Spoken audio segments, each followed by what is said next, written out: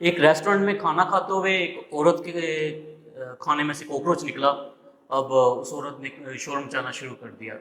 शोर की वजह से वो कॉकरोच उड़कर दूसरी औरत के लिबास पर चला गया, जिस पर उस औरत ने उससे भी ज़्यादा शोर मचाया और वो कॉकरोच डर कर एक वेटर के कपड़ों पे चला गया। वेटर ने बड़े तहम्मुल के साथ उस कॉकरोच को पकड़कर एक साइड पे फेंक दिया। अब उन औरतों ने क्या किया? उन औरतों ने रिएक्ट किया, जिस वजह से ये सारा मसला बना। और उस वेटर ने क्या किया? उस वेटर ने रिस्पॉन्स दिया। एक्ट और रिस्पॉन्स में यही फ़र्क है जो हम अपनी रोज़मर्रा की ज़िंदगी में कर रहे हैं। अस्सलाम वालेकुम, मेरा नाम आतिफ राजा है। मैं कंसल्टेंट, थेरेपिस्ट और रिलेशनशिप एक्सपर्ट हूँ।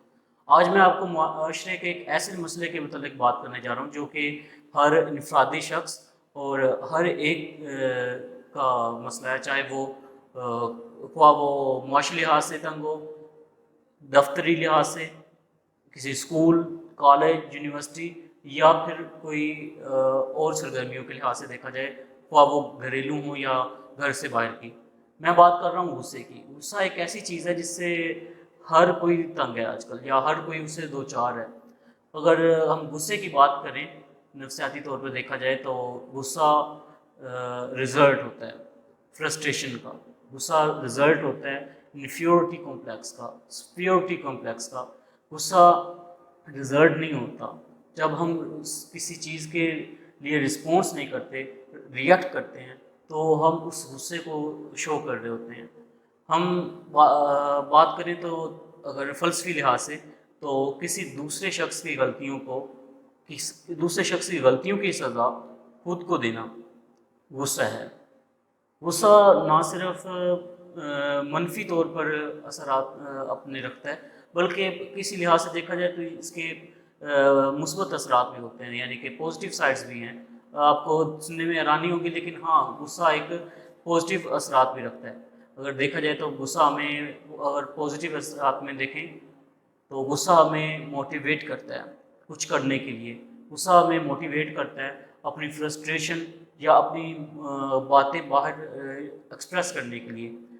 Father of psychology Sigmund Freud ने एक बात की थी कि अगर हम अपने इमोशंस को एक्सप्रेस नहीं करेंगे, अगर हम अपनी बात को या अपने ख्यालात को या जज्बात को एक्सप्रेस नहीं करेंगे, तो वो एक वक्त ऐसा आएगा कि बड़े संगीन तरीके से बाहर निकलेंगे, बड़े ख़तरनाक तरीके से वो एक्सप्रेस होंगे।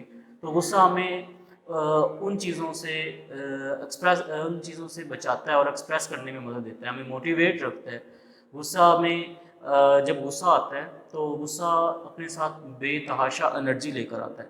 अगर हम उस एनर्जी को किसी पॉजिटिव या प्रोडक्टिव काम की तरफ लगाएं, तो हम उससे बहुत कुछ अचीव कर सकते हैं। और गुस्से की, लेकिन देखा जाए दूसरे हाथ, तो गुस्से की जितनी पॉजिटिव या मुस्बत असरात हैं, उससे ज़्यादा इसके मनफी असरात हैं, जिस बिना पर इस्लाम में गुस्से को हराम भी किया गया है। गुस्से के अगर नुकसानात की बात करें, तो गुस्से अपने साथ काफ़ी नुकसानात भी रखता है, मनफी असरात रखता है, जिनमें सबसे पहले अगर बात करते चलें हम तिब्बी लिहाज से, बायोलॉजिकली, तो ये हमारे हार्ट बीट का इशू बनता है इससे, ब्लड प्रेशर का इशू होता है। उसके अलावा स्वेटिंग और देखा जाए तो टेंशन, ये चीज़ें हमारे जो बायोलॉजिकली लिंक करती है गुस्से के साथ। और गुस्सा एक बहुत नेगेटिव मोरालिटी ले आता है। और इसके अलावा गुस्सा जो कि इंसानी सेहत के लिए बहुत ख़तरनाक होता है। हमें चाहिए कि इसे कंट्रोल करें, इसे मैनेज करें। जिसे मैनेज किया जा सकता है, कंट्रोल भी किया जा सकता है। और देखा जाए तो कंट्रोल और मैनेजमेंट की बात करूँ तो मुझे ज़ाती तौर पे कंट्रोल करना ठीक है, अच्छा, अगर आप कंट्रोल कर लेते हैं गुस्से को, बहुत अच्छी बात है। लेकिन मेरे नज़दीक गुस्से को मैनेज करना ज़्यादा सुपरलेटिव स्किल्स में से आता है। खैर, अभी मैं आपको बताता चलूँ कि गुस्से को हम किस तरह कंट्रोल और मैनेज कर सकते हैं। तो सबसे पहले मैं हदीस के मफ़हूम के मुताबिक बताऊँगा कि आप अपनी स्टेट या अपनी कंडीशन जो है उसे चेंज कर लें। जैसा कि अगर आप खड़े हैं तो आप बैठ जाएं, आप बैठे हैं तो लेट जाएं, या पानी पिएं, नहीं तो अपनी जगह से हट जाएं, किसी और जगह चले जाएं। जैसे कि अगर आपने नोट किया होगा, आप किसी के साथ लड़ाई या कोई झगड़ा हो चुका है और आप उसे नुकसान पहुंचाना चाहते हैं, अगर आप 3 दिन इंतज़ार करें और 3 दिन बाद दोबारा ऐसा करने का सोचें, तो यकीनन आप ऐसा नहीं सोचेंगे और ना ही आप ऐसा करना चाहेंगे। کیونکہ ان 3 دن کے دوران آپ کی جو اسٹیٹ ہے وہ کافی چینج ہوتی رہی. آپ نے کافی جو ٹاسک ہیں وہ کیے جس وجہ سے آپ کی جو انرجی تھی وہ یوٹیلائز ہوگی دوسری جگہ پر, اور آپ اب اس اینگر کو ایکسپریس نہیں کرنا چاہیں گے. خیر اس کے علاوہ اگر بات کریں تو آپ ایک بول رکھ سکتے ہو, بول کو سکویز کر سکتے ہو جب آپ کو غصہ آ رہا ہو, تاکہ جو آپ کی اینگر کی جو انرجی ہے وہ آپ اس سائڈ پہ لگا سکیں. آپ جب اسے سکویز کرو گے تو آپ فرسٹریشن اور اینگر جو ہے وہ کم ہوگا. اس کے علاوہ آپ پانی پی سکتے ہو, اور جب آپ چاہو اس کے علاوہ ایک اور بات کریں اینگر مینجمنٹ کے ریلیٹڈ, تو آپ الٹی گنتی گن سکتے ہو. اس کے علاوہ ایک اور چیز ہے کہ سب سے ضروری چیز جسے ہم بولیں نفسیات کی فیلڈ میں, تو آپ ڈیپ بریتھنگ کر سکتے ہو, یعنی کہ آپ لمبے سانس لے کر اسے روک کر پھر اسے چھوڑو. یہ اگر آپ رات کے وقت کرو گے تو اس سے آپ جو ایسے حضرات جو زیادہ غصے سے یا غصے کے اینگر ایشو سے دو چار ہیں, اور ان کے لیے کافی افاقہ ہوگا, کافی فائدہ مند ان کے لیے ثابت ہوگا. اور آپ ایکسرسائز کریں, جس سے اگر آپ دن میں 30 منٹ رننگ کی ایکسرسائز کر رہے ہیں تو یہ آپ کے موڈ کو اسٹیبلائز کرنے کے لیے بہت کارآمد چیز ہوگی. ان سب کے علاوہ میں آپ کو ایک اور ایسی چیز کے متعلق بات کروں گا جسے ہم غصے کے ساتھ ملا دیتے ہیں. میں بات کرنے لگا ہوں موڈ سوئنگ, اینگر اور فرسٹریشن کے ریلیٹڈ. یہ وہ چیزیں ہیں جنہیں ہم ایک ہی چیز سمجھ کر بعض اوقات ریپرزینٹ کر رہے ہوتے ہیں, مگر یہ تینوں چیزیں ہاں جب اس چیز کو مانا جا سکتا ہے یہ تینوں چیزیں ہی ہمارے ایموشنز کے ساتھ جو چینجنگ آتی ہیں ان کے ساتھ لنک کرتی ہیں, مگر یہ تینوں مختلف ہیں. جیسے کہ موڈ سوئنگس, اگر ہم موڈ سوئنگ کی بات کریں تو موڈ سوئنگ ایک سڈن چینج ہوتا ہے ہمارے ایموشنز میں, جو ریپڈ ہوتا ہے وہ.